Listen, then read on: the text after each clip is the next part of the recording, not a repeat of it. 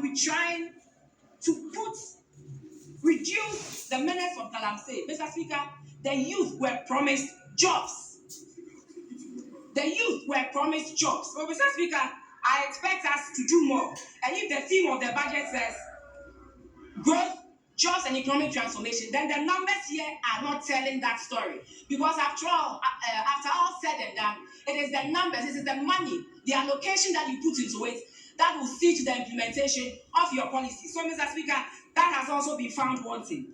And then, Mr. Speaker, there's another important thing that I believe that we should all avail our minds to. Mr. Speaker, that has to do with the fight against illegal mining, popularly known as Galamsey. Mr. Speaker, in the same budget, paragraph 1009, the minister said that the devastation caused by illegal mining has gone far beyond economics.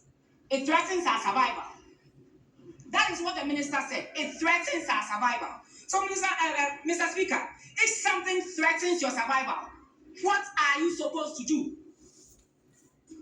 You are supposed to fight it to make sure you survive. And how can you fight it? When with a ministry of 2.1 billion budget, you only give the agency to fight it 150 million Ghana cedis, Mr. Speaker. 150 million Ghana cedis out of the 2.1 billion budget given to the Ministry of Lands and Forestry. Mr. Speaker,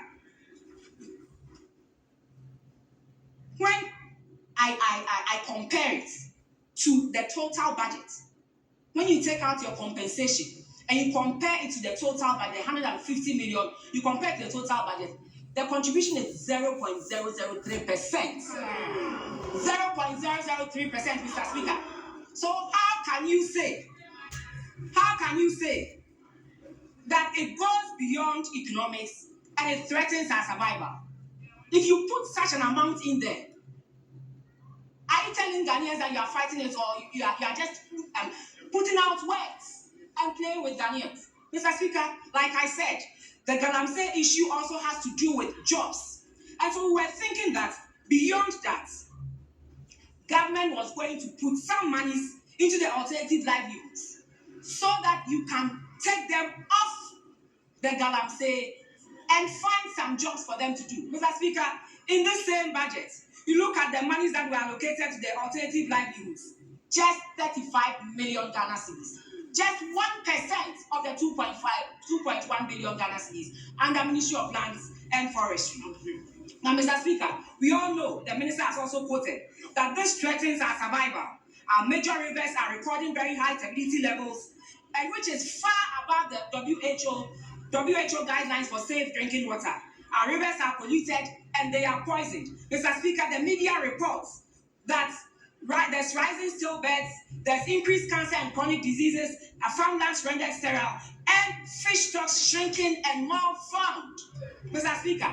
And so if you say that it threatens our survival, I don't expect you to put 0.003% of the total budget into something that threatens your survival. Mr. Speaker, the Galamsey menace is a war. If it's a war, then this budget, Mr. Speaker, this budget is telling us that it's like we are in a battlefield with plastic chairs instead of arrows to fight and make sure we win this. Because if you said 150, which is 7% of the total budget of the Ministry of Lands and Forestry, and 0.003%, then clearly it is not a matter of survival. It is just a matter of words, fluffy words that don't have any meaning. But Mr. Speaker, we need to rise above that. This is hurting us. This is killing us. This is poisoning our food. And so we need to do something more than that. I expect that before we approve this budget and pass appropriation, the minister would have amended the monies given to fight Galamsey and also to improve on the alternative livelihoods of people who are wage of Galamsey. Yeah. That is when you can tell me that this is really threatening our survival, and so you're doing something about it. But Mr. Speaker, all said and done,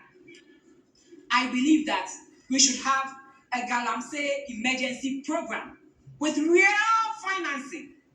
Because even Mr. Speaker, let me quote one thing that President Mahama said on the 3rd of October 2025.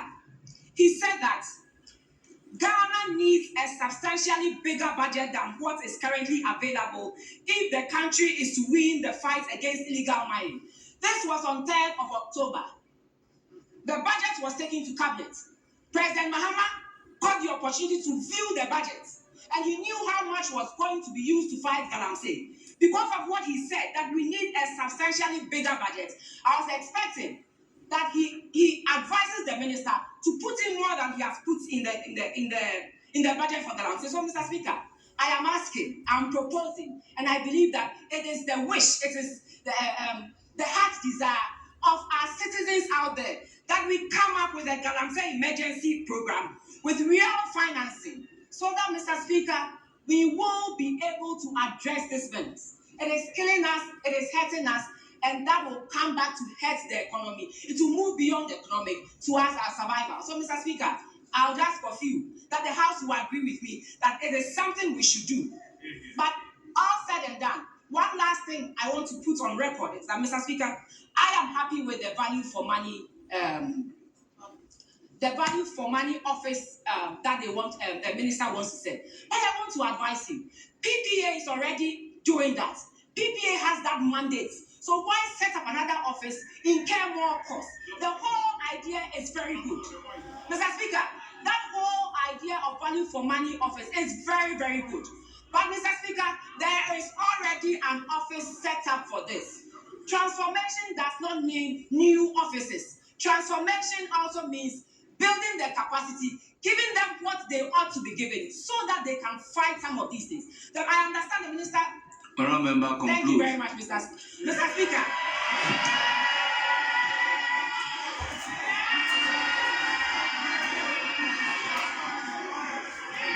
Honourable members.